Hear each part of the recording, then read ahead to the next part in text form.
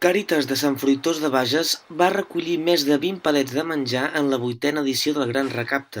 Anna Maria Sanfeliu, directora de Càritas, ens explica tot el procés per a donar aliment a 58 famílies del poble. Hem agafat més o menys la mateixa quantitat que l'any passat, uns 20-21 palets. Ara, com que som pocs però molt bons, hem fet ja molta feina. Això estava tot ple de palets grans, plens de gènere tot barrejat. El primer que hem fet és fer grupets per tipus de producte. Llavors, un cop tens per tipus de producte, que és importantíssim, classificar-ho tot per data de caducitat, perquè clar, això és molt important, perquè si no gastaríem un abans que l'altre.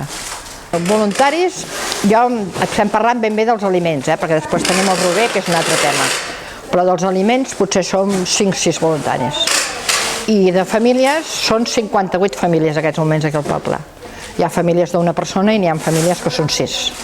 Llavors es fa un lot adequat, està personalitzat per cada família. Llavors allà a Càritas preparem els lots i aquest mes, normalment fem 2 entregues al mes. Aquest mes, com que hi ha les festes, s'ha canviat una mica les dades. Fem una entrega el dia 7 i una altra el dia 20. I per això ara ens convenia tenir-ho tot separat perquè hem de triar principalment lo de Nadal, perquè clar, ho hem de donar abans de Nadal.